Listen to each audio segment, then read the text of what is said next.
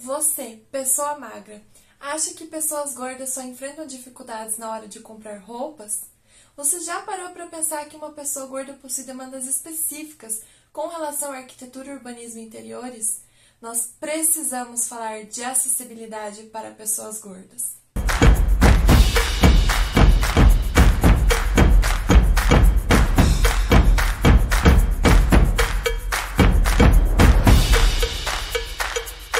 Oi, o meu nome é Carolina, eu sou arquiteta e urbanista e estou me especializando na área de acessibilidade e desenho universal. Mas antes de ir para o conteúdo propriamente dito deste vídeo, eu vou fazer a minha audiodescrição. Eu sou uma mulher branca, alta e gorda. Estou sentada numa cadeira preta com detalhes em cinza. O meu rosto no formato oval. O meu cabelo e os meus olhos são num tom de castanho bem escuro. Meu cabelo é ondulado. Eu estou usando um batom vermelho. Estou usando também uma blusa de manga curta num tom de rosa fúcsia. Atrás de mim tem uma parede num tom de amarelo bem clarinho, parece um branco. Do meu lado direito tem uma porta de madeira, do meu lado esquerdo tem uma mesa também de madeira. E em cima dessa mesa tem um vasinho de planta na cor amarela e um quadrinho com fundo preto e letras coloridas. Eu fiz questão de ressaltar a característica gorda na minha autodescrição, porque o assunto do vídeo de hoje, eu não tenho apenas o conhecimento teórico, conhecimento acadêmico, eu tenho também o conhecimento prático, eu tenho as minhas vivências pessoais. E eu já vou deixar bem claro que comentários gordofóbicos não serão tolerados. Pessoas gordas existem, isso é um fato. E não cabe nem a mim, nem a você, nem a ninguém julgar o porquê uma pessoa é gorda, se ela deveria emagrecer ou não, qual que é o estado de saúde atual dela. E apesar das normas de acessibilidade utilizarem o termo pessoa obesa, aqui no vídeo, quando eu falar desse assunto, eu vou utilizar o termo pessoa gorda. A obesidade é definida como uma condição de saúde, uma doença crônica, enquanto que gorda é uma característica física, assim como magra. Não é e não deveria ser nenhum tipo de ofensa. O meu objetivo hoje é falar de arquitetura para pessoas gordas, independente se elas são classificadas como pessoas obesas ou não. Acredito eu que eu não preciso explicar o que é uma pessoa gorda, porque muito provavelmente você já deve estar imaginando uma, ou você é uma. Claro que existe uma verdadeira pluralidade quando falamos de pessoas gordas. Existem até algumas pessoas que usam a classificação gorda maior e gorda menor para fazer essa diferenciação, porque infelizmente, na grande maioria dos casos, quanto mais gorda a pessoa for, mais são os obstáculos que ela vai enfrentar em diversas áreas da vida, mais especificamente nas áreas de arquitetura, urbanismo e interior.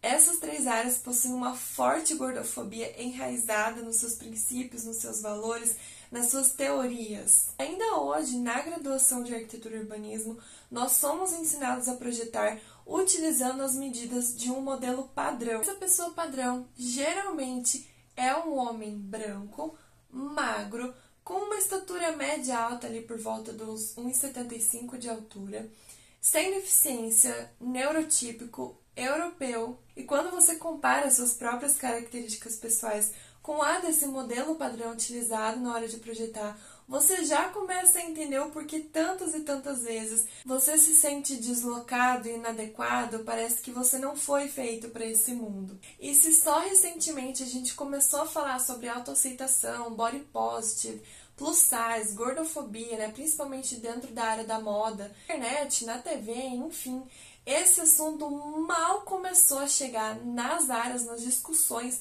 de arquitetura e urbanismo. Eu sempre faço uma pesquisa, um estudo antes de gravar os vídeos aqui do meu canal. Eu elaboro um roteiro para não ficar falando demais, também não falar besteira. E esse assunto do vídeo de hoje foi o que eu menos encontrei coisa. Praticamente nada. Até na própria norma de acessibilidade, as poucas referências sobre pessoas obesas é com relação ao assento. E mesmo assim em situações específicas, como auditório, cinema, ambiente de saúde, enfim. E eu acho importante contar que muitas pessoas gordas se sentem constrangidas de sentar nesses assentos, porque eles geralmente têm uma identificação bem grande, assim, bem chamativa de pessoa obesa. E a gente sabe que sim, as outras pessoas ficam encarando, ficam julgando, ficam muitas vezes até fazendo comentários. E não tem como a gente falar de saúde mental da pessoa gorda sem falar sobre arquitetura, sobre interiores, sobre urbanismo. É devastador para a autoestima e para a autoconfiança você ficar o tempo inteiro se sentindo deslocado, se sentindo desajustado, se sentindo inadequado para o mundo em que vivemos. De acordo com uma pesquisa nacional de saúde, cerca de 60% dos adultos brasileiros estão com, abre aspas, excesso de peso. Cerca de 25% da população é classificada como obesa. Mesmo existindo uma pluralidade, uma diversidade de peso, de corpo, de estatura, não é uma minoria, não é uma pequena parcela da população. Sim, são vivências muito diferentes. Uma pessoa que está 5 quilos acima do, abre aspas, peso ideal, fecha aspas, do que uma pessoa que está 30, 50 quilos. Nem se compara. Os obstáculos, os preconceitos enfrentados realmente são diferentes. Mas eu trouxe esse dado aqui para mostrar que não é uma minoria, é a maioria da população que está acima do peso considerado ideal. Então, por que a gente não está falando sobre isso? Por que não se encontra referencial teórico, exemplo de projeto para pessoas gordas? Por que não se fala em arquitetura para pessoas gordas? Por que continua sendo uma dificuldade absurda você encontrar um mobiliário que seja adequado para essa população? Por que não existem pesquisas para entender quais são as demandas arquitetônicas das pessoas gordas? Até porque de que adianta você colocar uma cadeira, um assento mais largo e o corredor ser apertado? Ou a pessoa se sentir extremamente desconfortável num café porque as mesinhas são minúsculas e você não consegue nem cruzar a perna embaixo delas. De que adianta lançar uma linha de roupa plus size e não conferir se o provador é adequado, se o banquinho do provador é confortável para uma pessoa gorda, se ela consegue entrar e fechar a porta ou se ela precisa ficar se espremendo. Qual a qualidade de vida de uma pessoa gorda nesses apartamentos que estão sendo projetados e construídos cada vez menores? E aqui eu trago uma frase que é muito utilizada na moda. O apartamento precisa atender as minhas demandas. Não sou eu que preciso emagrecer para caber dentro do apartamento. E o pior de tudo, quais são as demandas que nós não estamos vendo?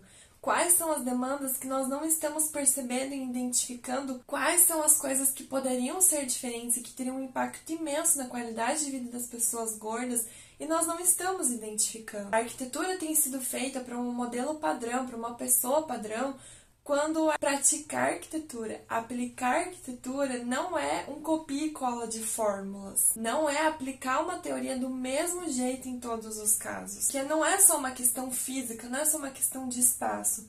A arquitetura dos espaços que nós vivemos, dos espaços que nós frequentamos, afetam todas as áreas das nossas vidas. Eu estagiei num escritório e a cadeira, né, essa cadeira de escritório, mas a cadeira que eu utilizava, ela rangia muito. A das outras pessoas não. E pode ser que fosse por causa do meu peso, pode ser porque fosse uma infeliz coincidência e a cadeira estava velha, precisava de manutenção. Mas eu sofria o tempo inteiro que eu estava lá no estágio. Eu sentia culpa pelo que eu tinha almoçado. Se eu comia um chocolatinho depois do almoço, eu ficava remoendo aquilo. Ficava com medo da cadeira quebrar. Eu sentia vergonha do barulho que ela fazia. Ficava prestando atenção, gastando mais energia tentando não me mexer, tentando não fazer aquele barulho, do que me concentrando no meu trabalho, do que me concentrando em aprender o que eu estava fazendo. Consegue entender que não é só o barulho da cadeira? Cansei de vivenciar e de ler relatos de pessoas gordas sofrendo com o tamanho de avião, com o tamanho do carro, com não encontrar produtos adequados, desde cadeira de escritório até colchão, gente sofrendo com carteira de faculdade, cadeira de praia que quebra, que não aguenta o peso, maca hospitalar que você se sente extremamente inseguro de sentar.